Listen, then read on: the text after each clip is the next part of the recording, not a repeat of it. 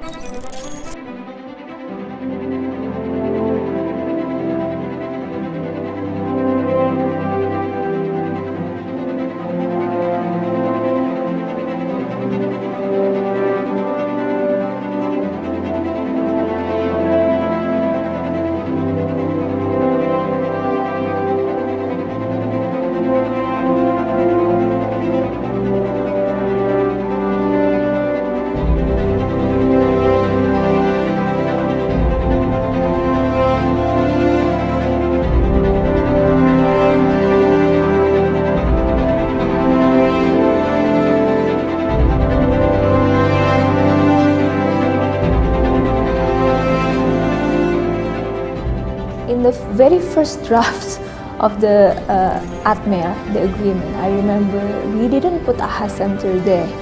We put ACDM because ACDM was already there, right? It was already established, not even a year. And ACDM will be the one overseeing the implementation of the agreement. But then Indonesia, as the chief of the negotiating committee, basically came up with the idea of AHA Center. Back in 2011, at that time I was the deputy in charge with the social vulnerability and environment for the coordinating minister for people's welfare. At that time, the ASEAN leaders agreed to establish the AHA Center as the implementations of the ATMER. And also the ASEAN member agreed that the AHA Center will be located in Indonesia. So that's why I was appointed as the National Task Force, Indonesian National Task Force for the establishment of this AHA Center. Okay, so at the time we are facing quite the challenges, and it is very demanding, because many of the senior officials, government, do not really aware about this AHA Center. They questions about the contributions of the national interests and how we're going to establish that. So that's why we start from that. So we built this AHA Center from scratch. And I still remember at the time how to convince all the member states. We decided first about the location. We approached the BPPT, okay, and after we talked with them, and it's very fortunate that they are very happy to have the AHA Center as the interim office or center at that time. So we start from there. We use all the available national resources, yeah, to start with the all the equipment, the IT, the furniture, and everything. I think at the beginning everything is challenging. We're talking about a brand new organization. We're talking about financial challenge. We're talking about how do we find the right staff and team member for the AHA Center, and how do we build trust and confidence with the ASEAN member state partners. And the question that we keep asking ourselves is about how do we continue to add value to the existing landscape, whether it's in regional or international, particularly to the member state. How do we make sure that the AHA Center is an asset and not a liability for the ASEAN member state as well as for the ASEAN as a whole?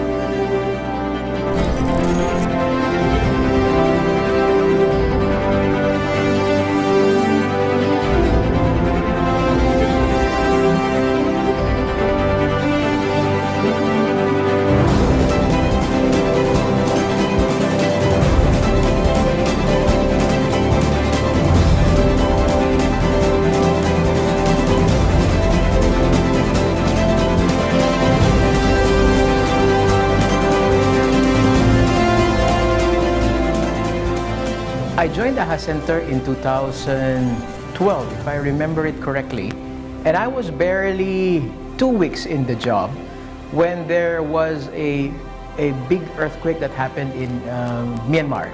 I remember AHA Center dispatched the emergency response team. I mean, the team means by that time AHA Center has only 2 staff. So they requested GMT, or they requested me to accompany with them. And I remember at that time, Faisal approached me and he said, we need to respond. At the end of the day, it was more about going to the National Disaster Management Office of the Myanmar, which is the Relief and Resettlement Department. And we went there and we asked them what they needed, and that started the response in Myanmar. I specifically remember that time because it was the first time also that we used the satellite phones, the gadgets that we had. It was like a test for everything. And then we did inspection in the affected area, and then we witnessed the damage of schools, hospitals, houses, and also infrastructure like roads and bridges. So that is our first initiative to disaster within the ASEAN region. And now we have the procedures, we have all the mechanisms in place, and the landscape of the AHA Center, the ASEAN Area of Response has changed incredibly. From the time that we had the first response to the time that from today, exactly, we know what to do.